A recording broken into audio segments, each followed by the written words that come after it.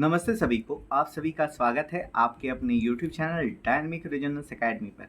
आज के इस वीडियो में आप सभी को झारखंड D2D 2025 एंट्रेंस के पहले काउंसलिंग के सीट अलॉटमेंट लिस्ट और एडमिशन प्रोसेस के बारे में जानकारी दी जाएगी। तो जो भी विद्यार्थी इस चैनल पर पहली बार आए हों या फिर चैनल को सब्सक्राइब नहीं किए हों अब तक, तो वो सभी लोग चैनल को सब्सक्राइब कर लें ताकि आपको आगे भी जानकारी इन्फॉर्मेशंस इस चैनल के माध्यम से मिलता रहे। जिस प्रकार आपको एग्ज़ाम से संबंधित, रिजल्ट से संबंधित, काउंसलिंग से संबंधित सारी जानकारी मिले, उसी तरह आगे आपकी D2D की पढ़ाई में जो भी नोटिस और इम्पोर्टेंट इन्फॉर्मेशंस रहेगा, ठीक है, जॉब अपडेट्स रहेगा, स्कॉलरशिप हो चाहे प्लेसमेंट्स हो, ठीक है, या फिर certification, online free certification courses हो, तो उसकी जानकारी आपको हमारे यूट्यूब के भी माध्यम से और टेलीग्राम और व्हाट्सएप चैनल के माध्यम से मिलता रहेगा। तो जो सभी लोग चैनल को सब्सक्राइब कर लीजिए और डिस्क्रिप्शन में दिए गए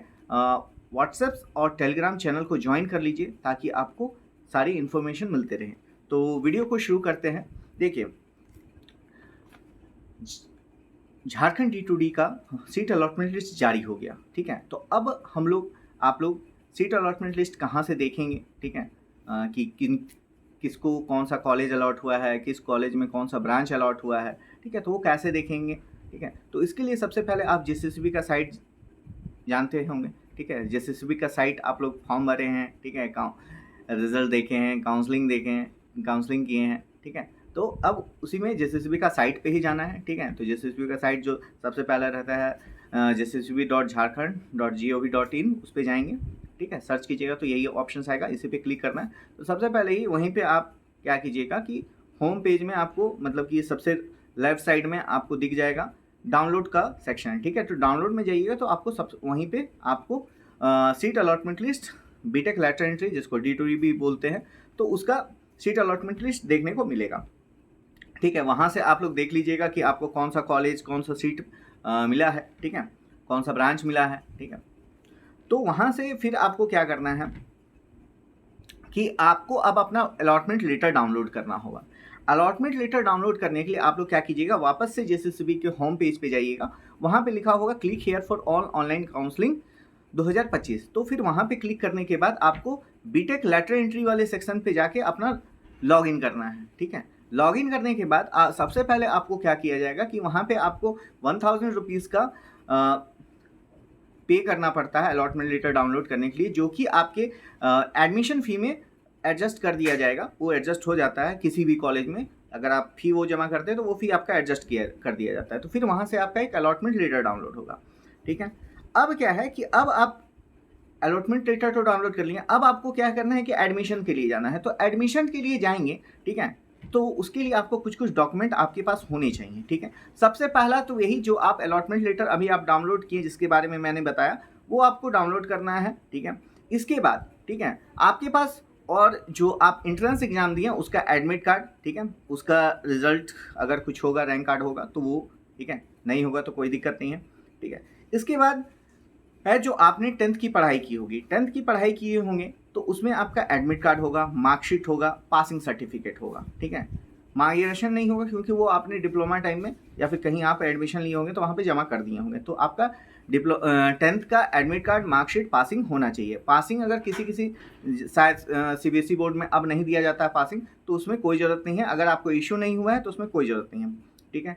कुछ विद्यार्थी ऐसे होंगे कि जिन्होंने 10th के बाद डिप्लोमा किया होगा, ठीक है, तो उनके लिए बस क्या है, मतलब कि 10th के बाद 12th किया होगा। डिप्लोमा तो सभी का अधिकतर लोग किए होंगे, तो 10th के बाद 12th किए होंगे तो उनको भी अपना 12th का एडमिट कार्ड, मार्कशीट, पासिंग जमा करना होता है, ठीक है।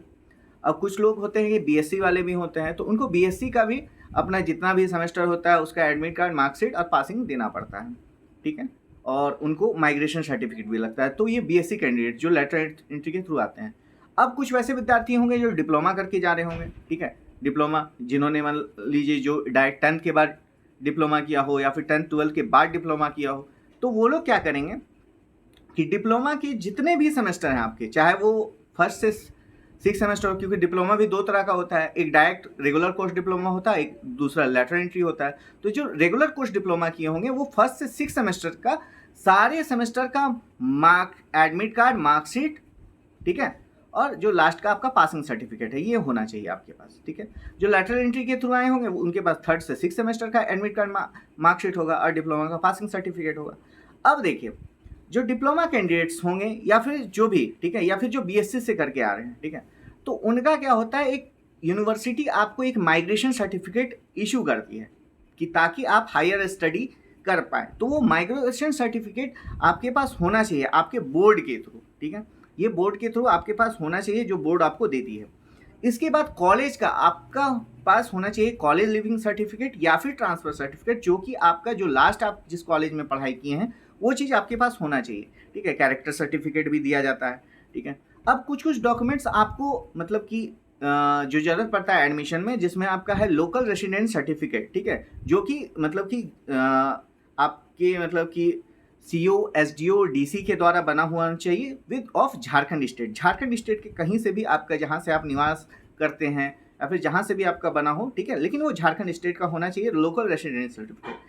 अब देखिए, कास्ट सर्टिफिकेट की बात करते हैं, जिसमें SC ST कैटेगरी के भाई बहन हो, ठीक है, तो उनको कास्ट सर्टिफिकेट लगता है, और non creamy layer layer caste certificate जिसमें BC1 BC2 के भाई बहन हो, ठीक है। तो अगर उनको इस कैटेगरी से, देखिए जरूरी नहीं है कि आपका ये सर्टिफिकेट लगेगा, अगर आपको UR सीट, अनरिजर्व सीट से आपको मिलता है सीट, ठीक है, तब आपको ये डॉक्यूमेंट जमा करने की कोई ज़रूरत नहीं है, ठीक है। अगर आपको उस कैटेगरी का सीट अलॉट होता है तब आपको डॉक्यूमेंट दिखाना होता है, ठीक है। तो किसका बना होना चाहिए, CO, SDO, DC का, ठीक है, वो झारखंड स्टेट। अब कुछ ऐसे विद्यार्थी होते हैं जो EWS के थ्रू जिनको सीट मिलेगा, ठीक है, EWS कोटा के थ्रू, ठीक है, तो उनका भी EWS बना हुआ होना चाहिए, CO, SDO जो भी है DC के थ्रू, ठीक है, उसमें वहाँ पे मतलब कि जो है अगर मिला है तभी, ठीक है। अब कुछ ऐसे विद्यार्थी हैं जो TFW सीट्स करते हैं के लिए अप्लाई करते हैं, अगर उनको TFW सीट्स अलॉट होता है तो उनको इनकम सर्टिफिकेट शो करना पड़ता है। और कुछ भाई बहन जिनको PH कैटेगरी के थ्रू सीट अलॉट होता है, ठीक है, अगर उन्हें अलॉट हुआ है, ठीक है, अगर उनको UR में हो जाता है तो कोई दिक्कत नहीं है, लेकिन अगर PH कैटेगरी की सीट हो तो उनको मतलब कि PH का सर्टिफिकेट होना चाहिए, ठीक है, फॉर डिसेबिलिटी मोर ग्रेटर और इक्वल और ग्रेटर देन 40% का डिसेबिलिटी सर्टिफिकेट होना चाहिए, ठीक है, जो भी मतलब कि अथॉरिटी होता है वो झारखंड या फिर सेंट्रल गवर्नमेंट का, ये चीज़ हो गया।